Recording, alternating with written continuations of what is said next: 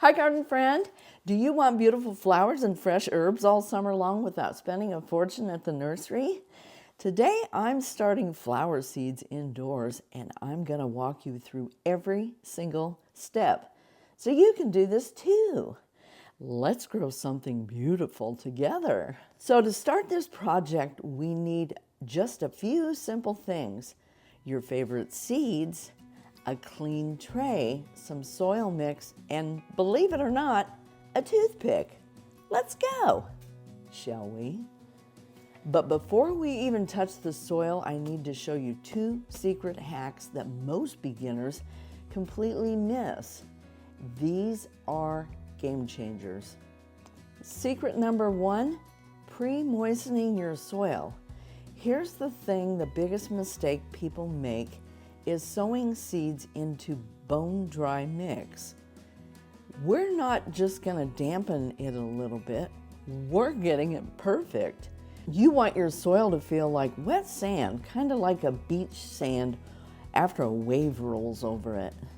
See that? Perfect. Secret number two, the toothpick trick. When you're working with tiny seeds like these snapdragons, they're almost impossible to sow. You end up with this big clump in one spot instead of nice spacing. So here's what you do. You dampen the end of the toothpick and gently touch it to the seed, and it'll stick right to it. Then you can drop it exactly where you want it. This just takes a little bit of finesse, and you'll have it down pat in no time. You may not get perfect spacing, but if you can, that would equal zero waste, right? We just fixed the two hardest parts before we even started. This whole process saves you hundreds of dollars, plus you end up with strong, healthy plants for seed starting. Now all we need to do is just fill up our tray cells, and see how I'm tamping these down here? That eliminates some of the air pockets. This seed starting mix is super fine and airy and fluffy. It's not dense like potting soil. Just gently tamp down on the soil. Now this is seed starting mix, so let's not forget that. See how easy that was? Now I have 24 cells that I can put these seeds in. Don't forget to count back the weeks before starting your seeds. Look at your last frost date and then just count the weeks backwards and see where you're at. Some seeds take 10 to 12 weeks, some 6 to 8, and so on. You'll just have to double check on the back of your seed packet. Don't forget your labels, your mister, and all the supplies that you're gonna need so you can have fun while you're planting your seeds. All these supplies will be listed in a link in the description down below. Now these snapdragons are called Black Prince, and these are not pelleted seeds. Look at how tiny those are. And the other ones that I used were pelleted. So make sure you mark your trays with your labels. And the labels should not only have the name of the variety of seedling, they should also have the date on it. And you simply take the toothpick to the seed, and I'm using these pelleted ones here again. They're a little easier to see. There we go. Don't forget to like and subscribe if you're enjoying this video. Some seeds need light to germinate and others don't, and that would depend on the depth that you plant these seeds to. So apple blossom snapdragons and snapdragons in general actually require light to germinate.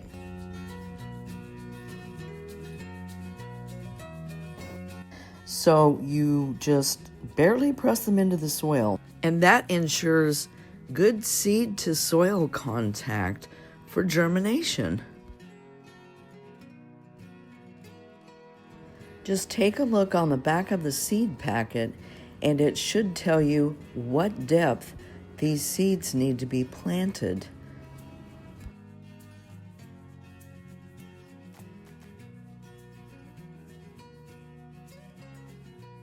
There's just nothing like starting your own flower seeds and watching them grow. Now these seeds here are something completely different. Let's take a look at what I planted. Now I've got 3 different varieties of seeds here. I have eucalyptus, geranium, and I also have Asian basil. Now I haven't grown Asian basil or eucalyptus before. But one thing you want to remember is that all 3 of these varieties of seeds need heat to germinate. So it's important to group them together as they all need the same germination conditions. Now let's take a look at my seed flower starting station, or my germination station. I've got my flower seed starting station here, and I've got my lights, my heat mats, and I also have this power surger, and it makes it so much simpler.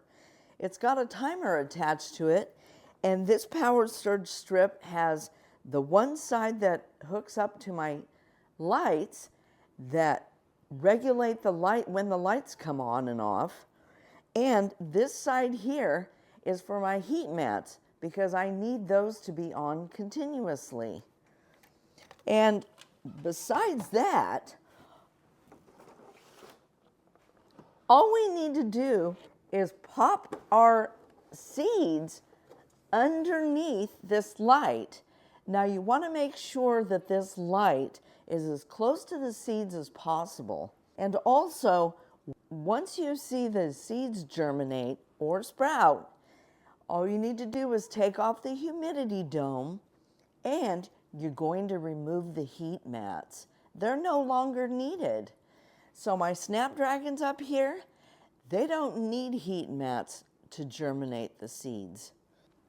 The Asian basil, the geraniums, and the eucalyptus all need heat for germination.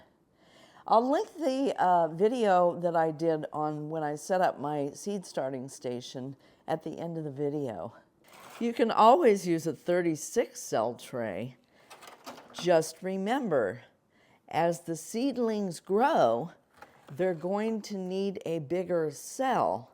So you'll just have to do more potting up or transplanting from a smaller cell to a larger cell before you can harden them off and plant them in your garden. Starting flower seeds has been one of the most rewarding things that I've ever done in gardening. It's so exciting to see how a seed can germinate, sprout, and produce a flower or an herb.